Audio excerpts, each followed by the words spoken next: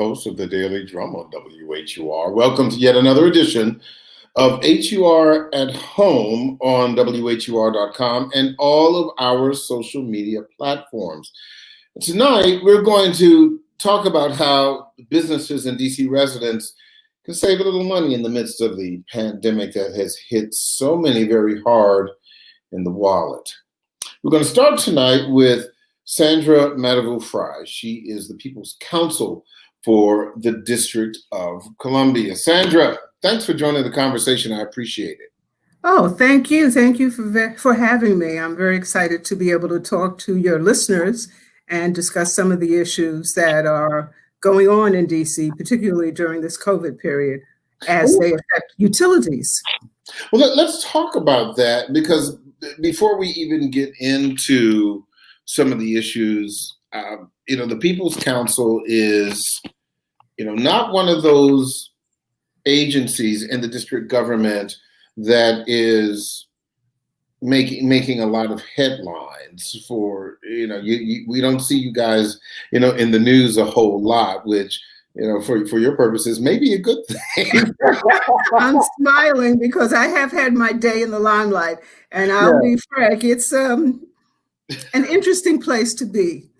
But yes, it is. I guess that we are still toiling very diligently, behind the scenes and outside of the limelight, working very hard to make certain that consumers are protected, utility consumers are protected. So talk to me a little bit about your office and your job before we get into some of these other issues. Okay, certainly. The Office of the People's Counsel is an independent agency of the District of Columbia government. And we, in fact, do have a very interesting history.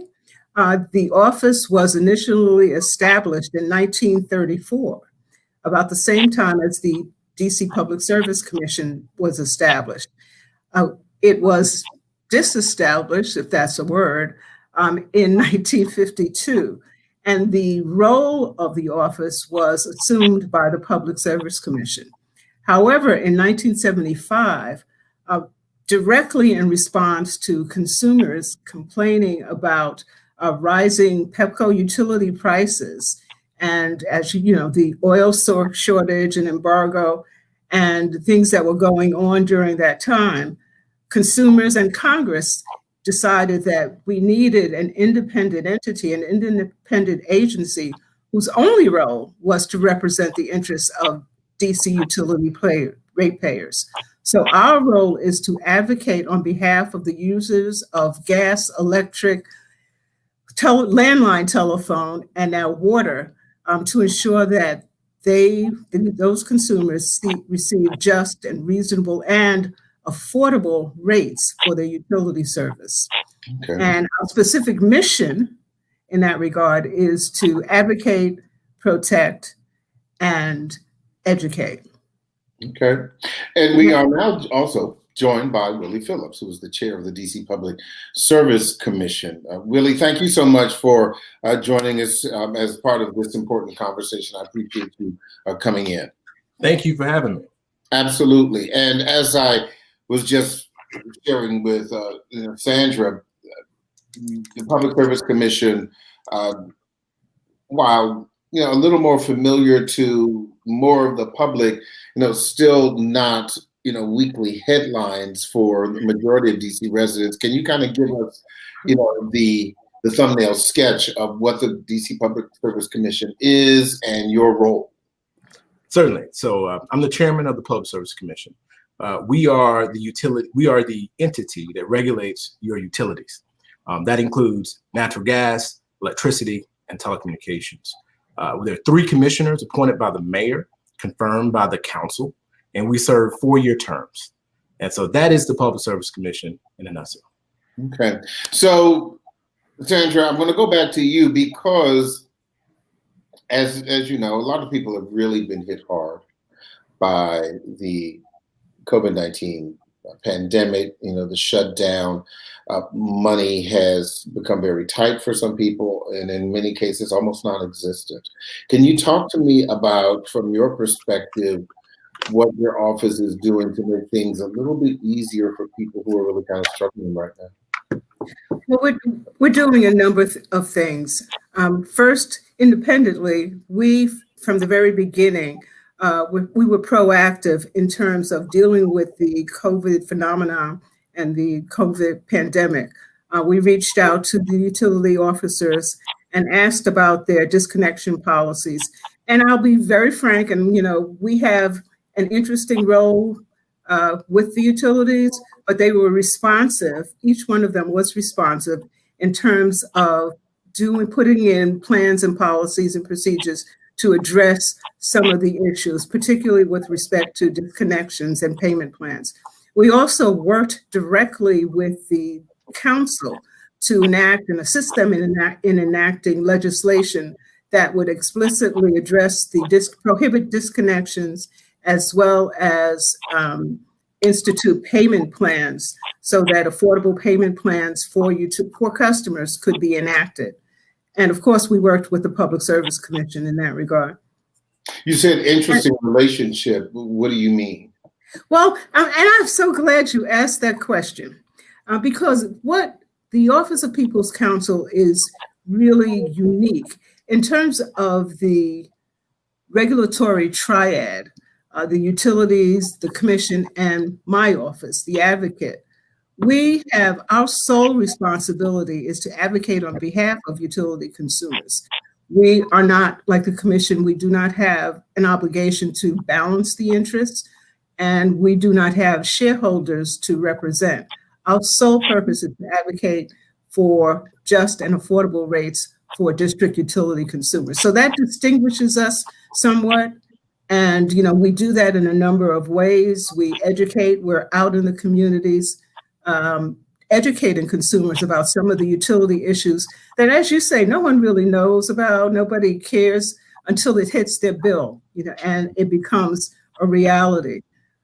We also, and one of the things that I've found in my years as People's Counsel is that we learn as much from the consumers, from the community, as we give, and many times some of the issues that come before the commission that we're able to bring before the commission are the direct result of us being out in the community and hearing people talk about, oh yeah, this strange person came to my door and said they could lower my utility bills, and I signed, and 2 months later, my bill was twice or 3 times the amount that we have.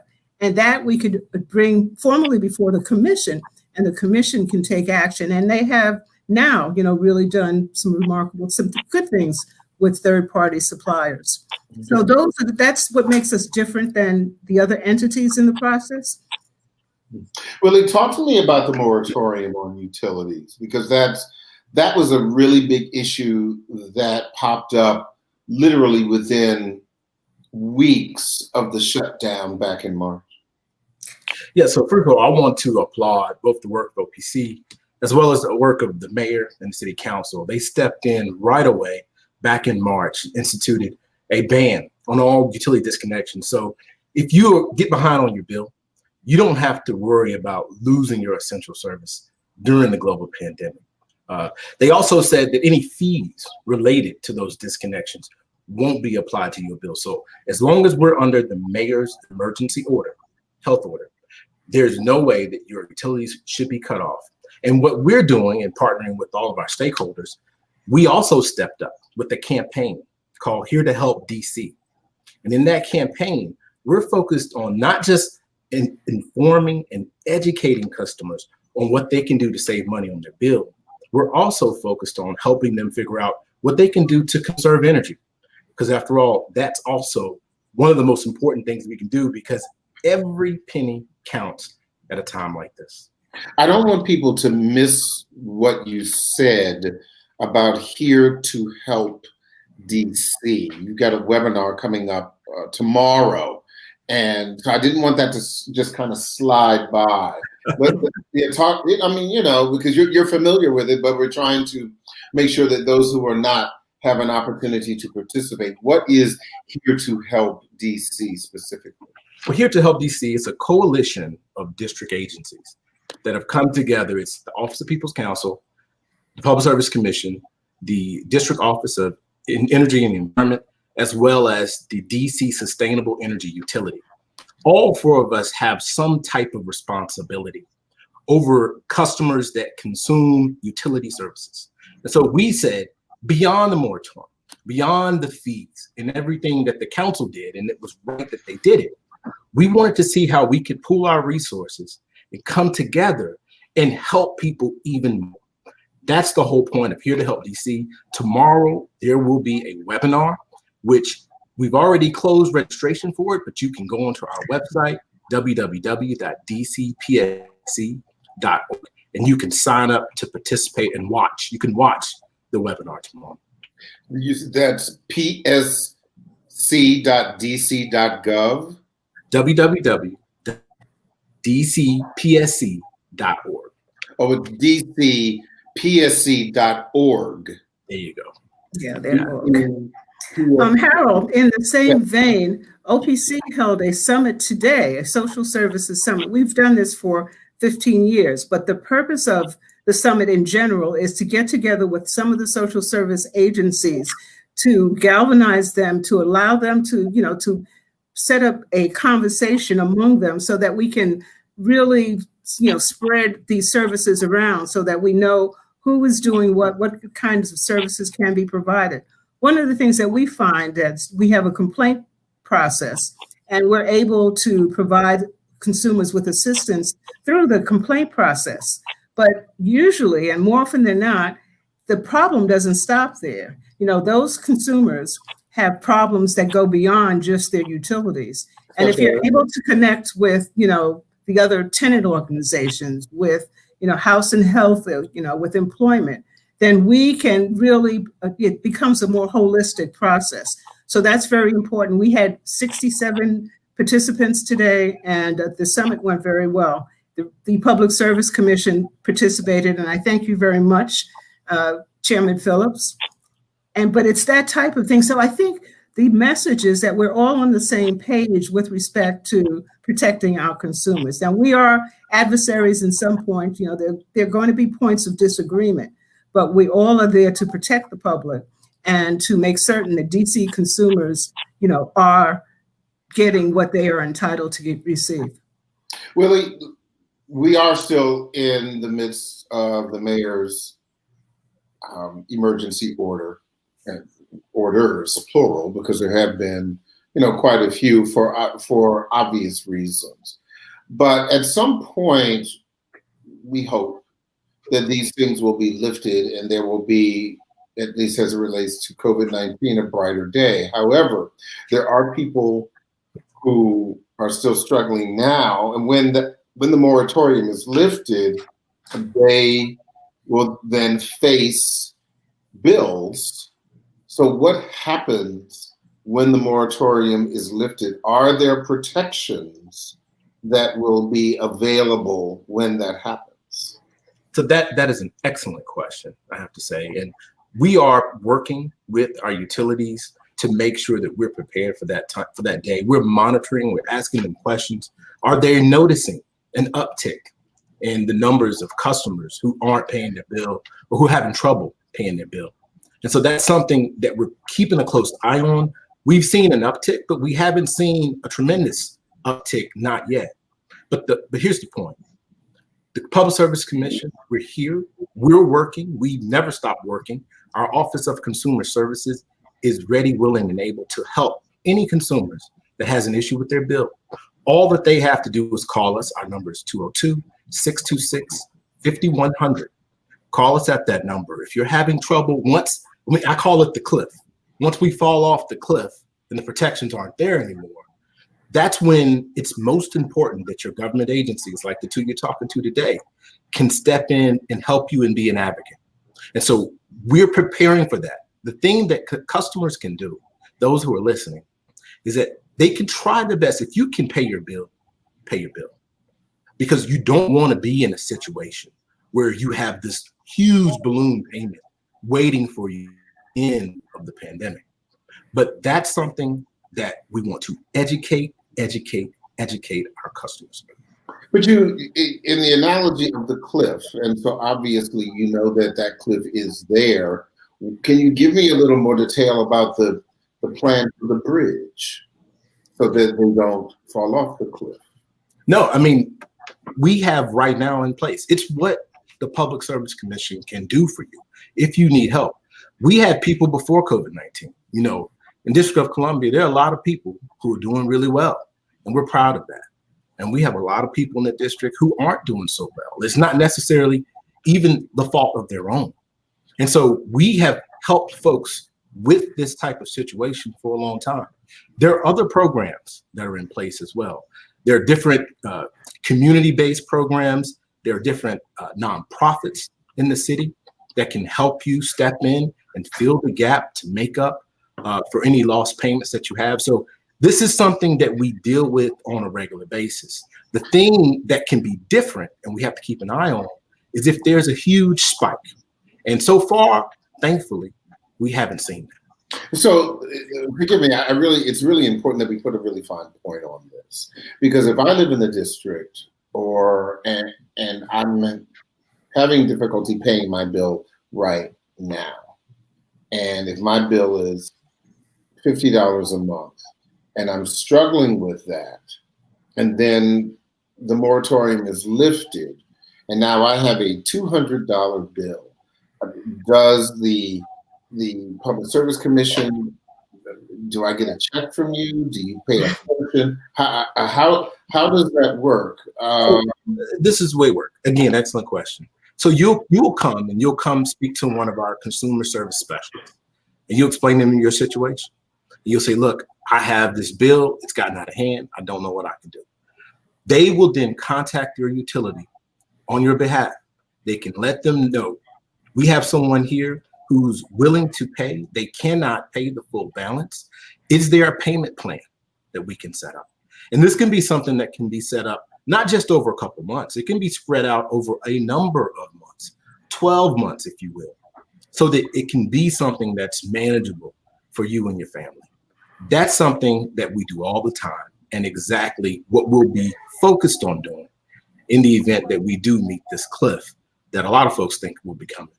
Mm-hmm.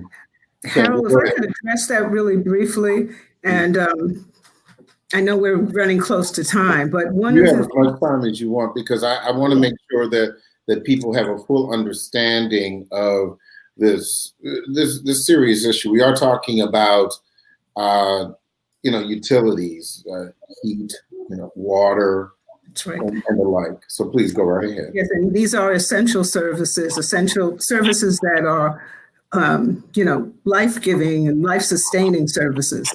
One of the things that we have suggested to the commission is the creation of a task force that would be empowered to address these issues. There's not a question of if we come to a cliff. We are going to come to a cliff, because right now people are living, a life that's not really grounded in reality. Those bills are going up, and they're going to be due as soon as the moratoriums are lifted. And the utilities are, right now bearing the cost of those. We're going to have to use creative minds to come together to see what type of innovative programs we can do to make certain that we address, this really critical issue. And what we have suggested, what my office has suggested, was a combination of stakeholders that can work together and bring their resources, their brain power to come up with real tangible solutions. And this is something that has been done in the District of Columbia previously.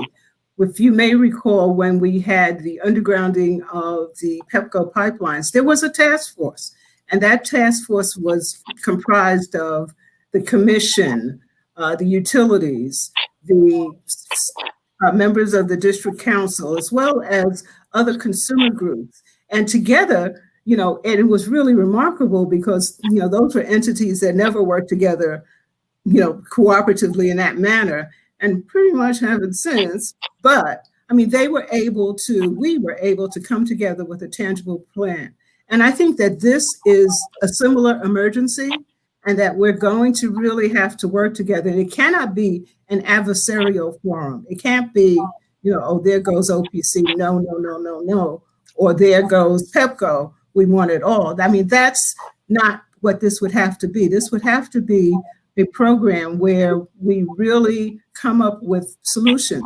And, if this is not, one thing is that DC is not isolated.